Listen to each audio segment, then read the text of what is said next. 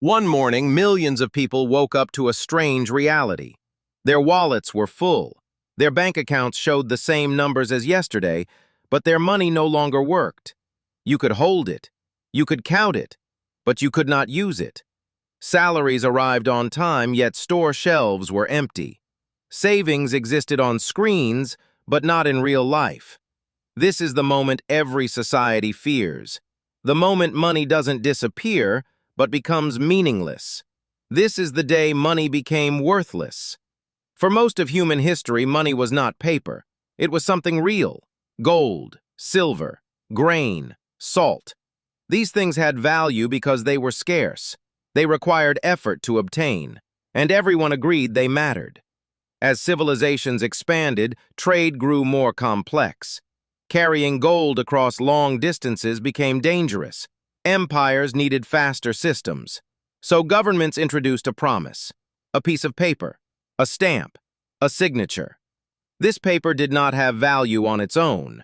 Its power came from trust. At first, the promise was simple. Every note represented real gold stored somewhere safe. You could exchange it at any time. But history shows that promises change under pressure. Wars became more expensive. Populations demanded more services.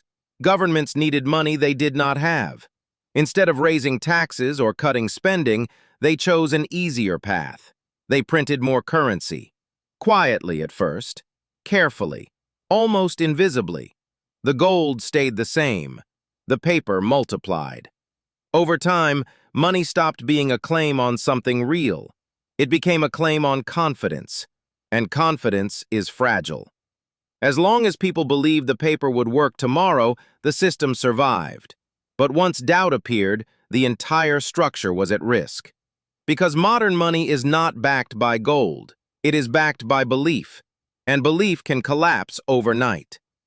To understand how money becomes worthless, you must understand what money actually is.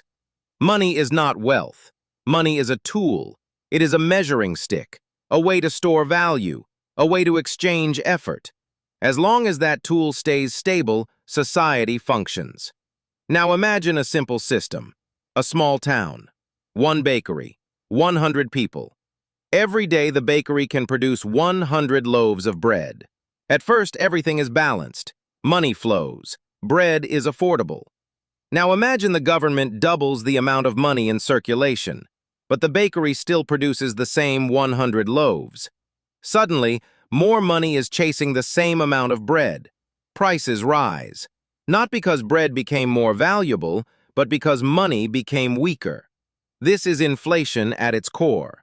Inflation is not prices going up. Inflation is purchasing power going down. The danger begins when governments rely on this process.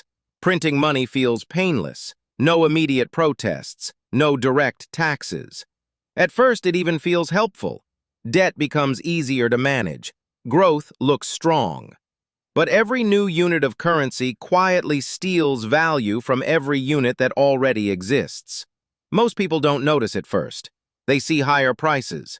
They blame businesses. They blame shortages. Rarely do they blame the currency itself. As inflation accelerates, the system enters a feedback loop. People spend money faster because tomorrow it will be worth less. Businesses raise prices faster to protect themselves. Savings lose meaning. Planning becomes impossible. At this stage, money stops functioning as a store of value. When that happens, trust begins to erode. And trust is everything. Modern money is no longer backed by gold or silver. It is backed by the promise that others will accept it tomorrow. The moment people doubt that promise, money begins to fail. Not suddenly, but steadily. Then, all at once. Currency collapse is not an accident. It is the final stage of a system stretched beyond reality. When money grows faster than productivity, the numbers rise, but the value disappears. Every collapse reaches a moment where denial ends. At first, inflation feels manageable. Prices rise slowly. People adjust. Then something changes. Prices stop rising monthly. They rise weekly, then daily. Stores begin removing price tags, not because prices are low, but because they change too fast to print. People rush to spend money the moment they receive it, not to buy luxuries, but to escape loss. Saving becomes pointless. Waiting becomes dangerous. Banks respond with limits, withdrawal caps, frozen accounts, emergency rules. These actions are meant to protect the system, but they do the opposite. They confirm the fear. Once people realize they cannot freely access their own money, trust collapses. History shows this moment clearly. Germany, 1923. Workers were paid twice a day, so they could spend their wages before prices doubled again. Families burned banknotes for heat because paper money was cheaper than firewood. Zimbabwe, 2008.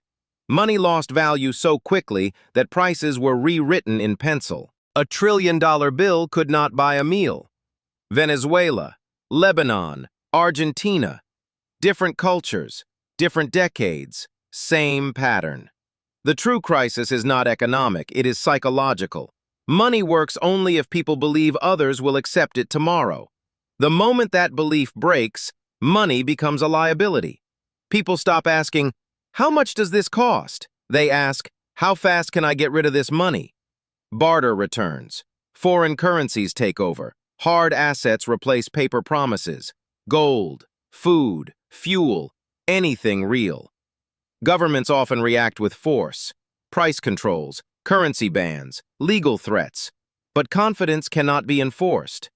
Once money is rejected by the public, no law can revive it. The collapse does not feel like a single explosion. It feels like a race between spending and losing everything. And on that day, money does not vanish. It reveals what it truly was all along, a shared belief. And beliefs, once broken, are almost impossible to repair. When money collapses, the damage does not stay inside banks or markets. It spreads into everyday life. Families who saved for decades lose everything in months. Retirements vanish. Middle classes disappear. Trust between people weakens. Contracts become meaningless. Long-term planning becomes impossible. Crime rises not because people become evil, but because survival becomes urgent. Doctors leave. Engineers leave. Teachers leave. Those who can escape do. Those who cannot adapt or break. Entire economies shift backward. Barter replaces currency. Foreign money circulates quietly in the shadows. Governments often introduce a new currency. They remove zeros. They redesign notes. They promise stability. But citizens remember. They spend quickly. They save in assets. They no longer trust paper. The true cost of collapse is not inflation. It is lost confidence. Once a society learns that money can fail, it never forgets. History delivers one clear warning. Money does not become worthless overnight. It is slowly emptied of meaning. Each new promise, each printed note, each ignored warning, until one day, the illusion breaks. Every generation believes it is smarter than the last, that its system is safer, that collapse happens elsewhere. But money is not a law of nature. It is a human agreement, and every agreement depends on trust. The moment trust is treated as infinite, it disappears. So the lesson is not to fear money. The lesson is to understand it, because the day money becomes worthless is never a surprise. It is only ignored until it arrives.